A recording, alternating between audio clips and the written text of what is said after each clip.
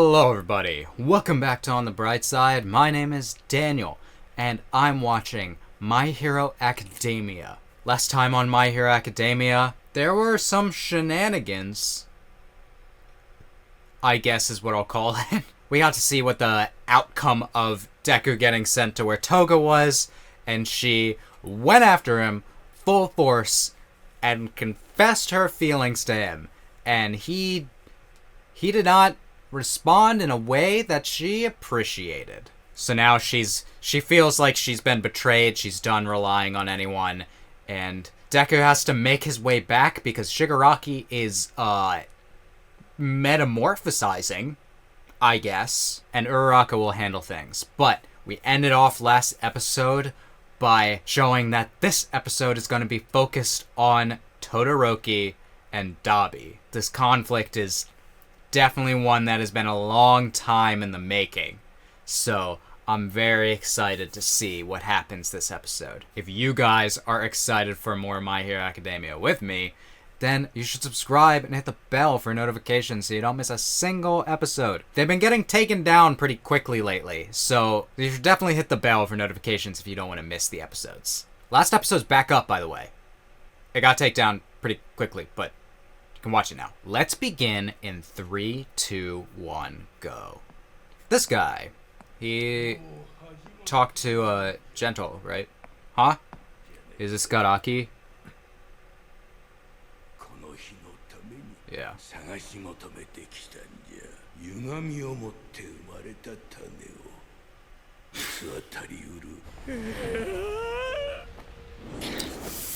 Oh boy.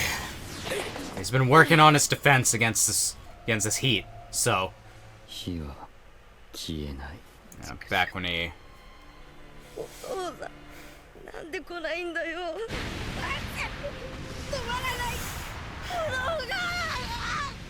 Are we gonna see what happened to him after this? Ooh.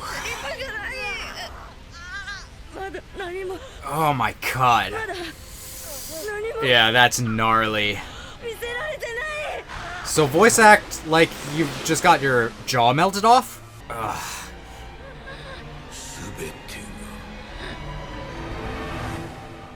I mean, like, how did he?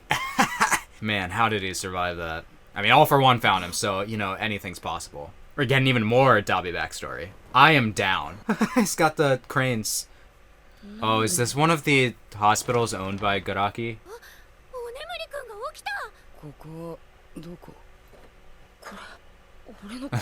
Vocal cords burned. Yeah! Or he just had puberty while he was asleep. Almost killed you. Makes sense why you're asleep for... What is your quirk?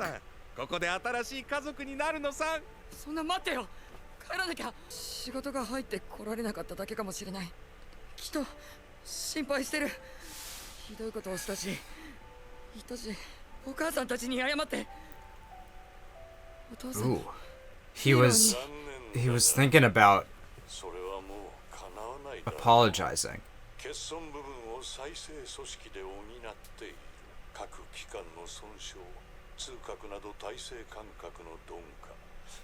Well, that makes sense why he's able to use his powers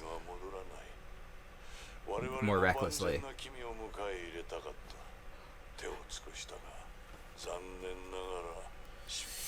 Yeah, you can't go back to how it was before.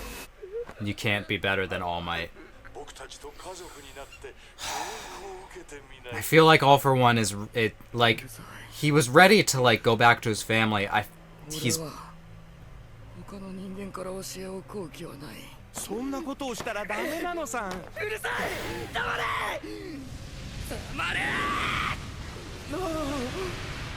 oh boy. They tried to get to him early on, but eventually he came around on his own. Ooh. I hope the kids got out.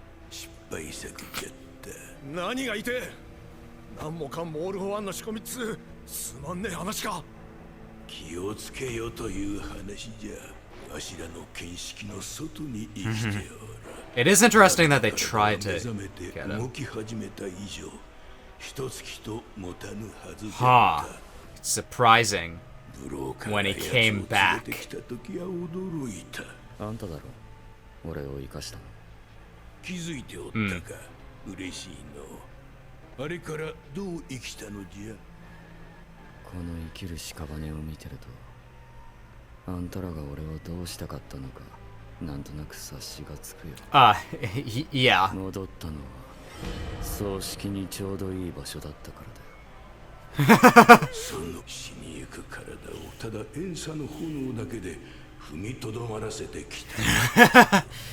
It's like a fucking Sith holding their body together just out of hate, like Darth Maul or something. He came back.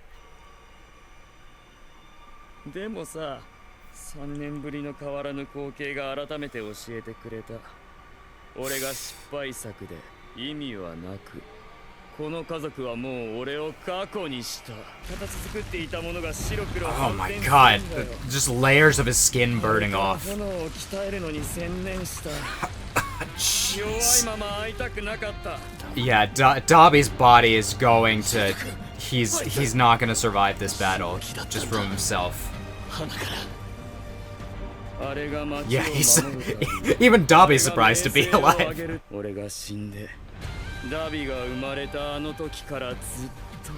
He mourned his own death. That's kinda metal. Oh my god, Dabi.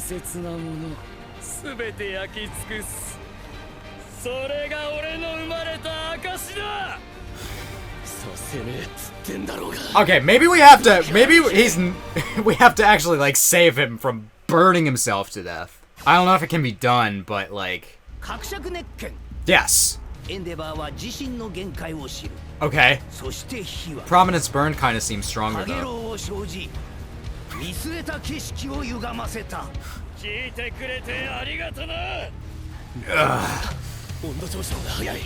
Yeah. Oh, the statue's melted. Come on.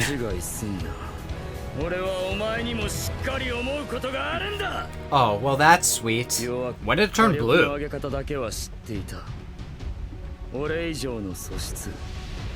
Okay, you just started increasing it without regard for yourself. Oh my god. It's so cool looking though. He looks insane. Oh. These like nightmare versions of his moves. He's just tanking it. Tank the heat. Yeah, what is he? Is he charging something? Ooh! He can zoom! Ugh!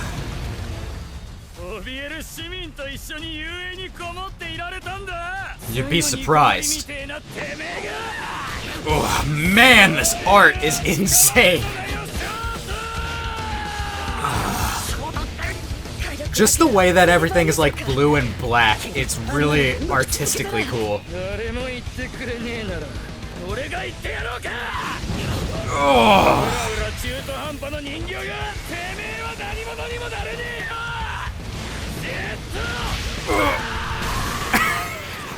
God damn. The voice actor is killing it. The ice.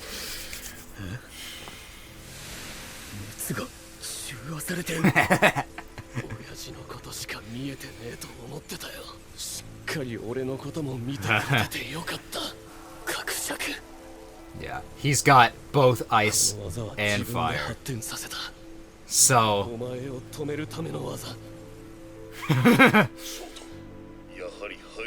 God, this is so good. Yeah, that's true. He is the ultimate flame neutralizing. I'm fired up.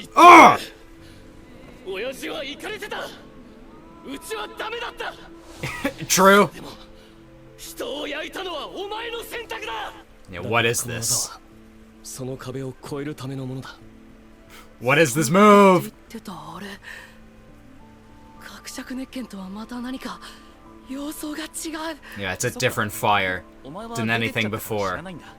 ここな、触っても熱くねえんだよ。ほらすごくね。 Interesting. 伯爵の極意を右と左 The 同時に heart. 心臓を中心に発露させる。熱い血と冷たい血が体を循環し、相互に安定をもたらす。 Cool. Cool. 親父は体の熱を下げるために霊を望んだ。俺は逆を行く。 Oh man, this is such a good, like, place for this to end up. ミロニア、俺の力だ。ありがとな。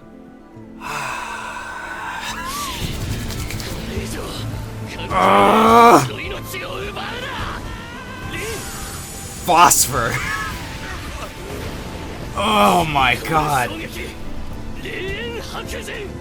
It's too many words, but it's really cool. That's right. I love this evolution of this power. It's completely original. It is this power. It's so good. Well, damn. Well, Dabi has always been clinging on to, like, Endeavor's powers. Oh my god.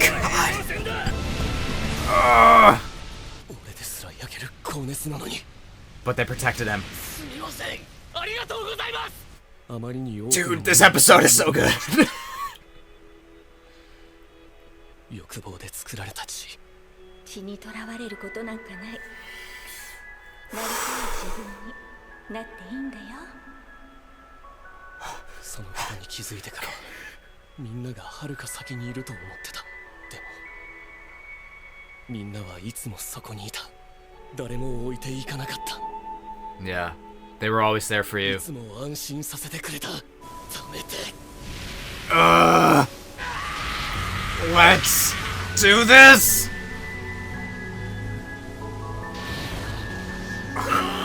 He's coming. 止まってくれ。 Extinguished Dabi's fire.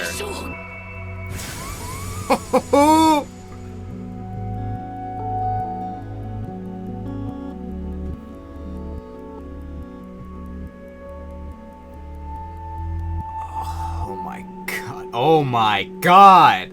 So much ice. It froze the city. Oh my god. This is one of the greatest episodes of the show I've ever seen. How do they keep doing it? Alright. My Hero Academia just casually proving once again why it's one of my favorite shonens. I mean, that episode was so good. I knew it was gonna be good. I didn't know it was gonna be that good. You know, I was not ready. I mean, oh my god. I mean, my god, right? What do I say? And like, I was like expecting the episode to end earlier than it did. That was such like a well-paced, condensed package of an episode. It had everything. It had the emotional backstories. It had the action. Back when My Hero Academia was the biggest anime in the world, a while ago, it was season 2, I believe. The episode that blew everyone away was the episode with Todoroki's backstory back at the sports festival.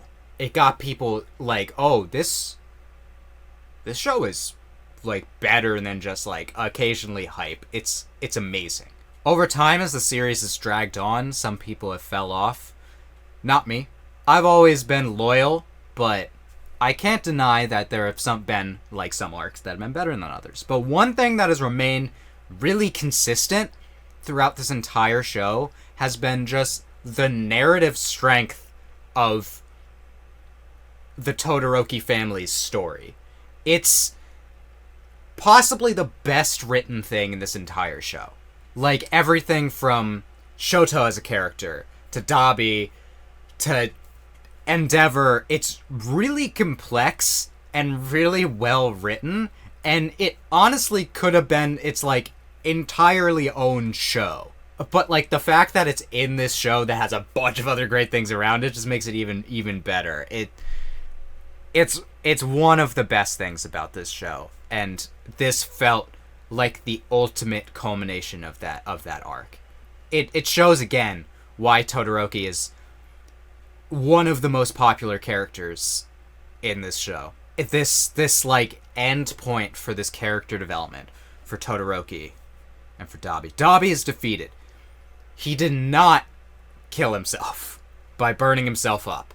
I was really worried that was going to happen, that like Todoroki was going to try as hard as he could to like stop that from happening, but it was just going to happen anyway. I underestimated Shoto. And so did Dabi. Dabi was the ultimate in fire. He was everything that Endeavor was turned up to 100. And he didn't even care about self-preservation. However, Todoroki had a path in life that was able to make him become the counter for this flame of hatred. He ended up with Class 1A, with friends. He ended up with people around him to help him. He ended up with Deku telling him that his power was his own. Even his mother. Dabi, like, he never considered his mother's influence. He like wrote her off as like weak very early on. But Todoroki, I should call him Shoto since they're all Todorokis. Shoto internalized all of these people and saw where they were and realized how much he needed to grow. And he really worked on himself to create this new power that even Endeavor couldn't have been able to like train him on. It was only through these influences of all these other people that he was able to come up with this power of using this ice fire to extinguish Dabi's flame. It's so good. I talked about last time how fire in this situation is an amazing like metaphorical fire as much as it is physical. Shoto being able to control his own fire, like even the temperature of it to like cool it. It shows how much of a handle he has on things now. Man, it's just so good. I almost teared up a couple times this episode. One, like, with Shoto telling Deku, "This is my power." I'm like, fuck yeah, it is. That's my boy. Hey, he's come so far, my son. I am very pleased with Shoto's development as a character. The follow through on this plot. I can also talk about Dabi because we had some things revealed about his backstory. For one, he was a Nomu candidate at one of the children's hospitals that Garaki ran in order to make, obviously, these Nomus. A fucking creep. Like, I mean, like, just seeing the hospital, these centers with all these children, it really is disgusting. You know, it's you're kind of detached when you don't know the children, but then when you see the children, like, who will eventually become well, maybe those children didn't, because Dabi burned it down. I want to know what that Sunny guy's quirk was. Happy Beam? Happy Beam! But it's really interesting that, like, it even took me, like, a bit to process that he had a really close run-in with those two. He almost ended up like Shirakumo. He managed to escape, but they didn't expect him to live. And he just lived. So, like, I mentioned Darth Maul, and that's really what Dabi's kind of gives me. And when I said it, I was like, oh my god, actually, like, really. We all know Horikoshi is a big Star Wars fan. Obviously, this happened in the Camino Ward, so I wouldn't be surprised if he took some inspiration from, like, the Darth Maul story, where, like, for anyone who doesn't know much about Star Wars, Darth Maul is a character that was in Episode 1, and he gets cut in half at the end of that movie. And everyone's all like, oh, he's dead. But he actually doesn't die. He stays alive, the upper half of him, just, like, out of hatred and like, crazed hatred. For years he stays alive.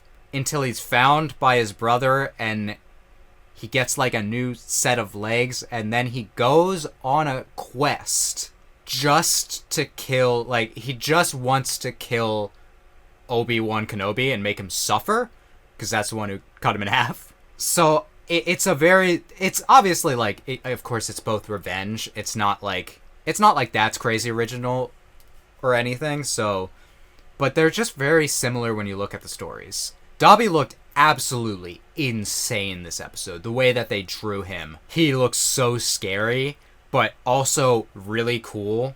The color palette of this episode just being, like, a bunch of, like, all of his blue fire, making everything so contrasted, such, like, bright blues and whites contrasted by a lot of black. It looked really cool. I have to know what this looked like in the manga, because the art must have been insane. But I'm sure that a lot of the fans of the manga were very eager to see this episode, like, in full color. I remember back when Dabi was first, like, revealed and his fire was blue, and people were all like, his fire is blue? Like, manga readers didn't know that yet. But based on, like, the way that, like, he talks about making his fire hotter, it kind of feels like maybe that was probably always the intention. I just don't know if, like, Horikoshi ever got the chance to draw that in color yet. Ida was here. He didn't do shit. I'm kind of surprised about that. It was really all Todoroki. Well, Endeavor sidekicks like Burnin, they helped. They blocked an attack so that Todoroki could deliver the final blow and, like, freeze half the city. What a fucking badass. He's so strong. I guess the other thing that I wanted to talk about with Dabi, and I won't talk about this for too much longer, but it's an interesting discussion to have in the comments. Like, in his backstory, when he found out that he woke up from 3 years, he was talking about how he really needed to get back home. And I suppose it makes sense from the perspective of, like, well, he wasn't planning on, like, disowning his family yet. Like, he wanted to go back. He wanted to, like, apologize for some of the things. And that's really sad that he never got the chance to. And when he finally did go back, and he realized that nothing has changed in 3 years, not even after his own death, that's the point that really broke him. That, like, Endeavor hadn't learned. I've been going back and forth on whether I should be calling him Toya or Dabi, but given the fact that we saw him mourn his own death, I think it's safe to say that Toya is, like, a dead identity to him. Probably just going to call him Dabi until he accepts Toya again. It was also really interesting. There was a point in the episode when he was, like, talking in his head in a different voice than he was speaking. And it kind of showed, like, he became a different person. I want to hear lots of your thoughts on Dabi's character, because I've given a lot of mine. And in general, I'm like, he's a tragic character who just could not let go of his hatred. He just couldn't do it. Shoto was able to let go. He was able to move forward, and that's what gave him the edge. It's what allowed him to discover his own power to defeat Dabi, and that's why he won. Because he was able to move forward. Really, really good episode. Incredibly good episode.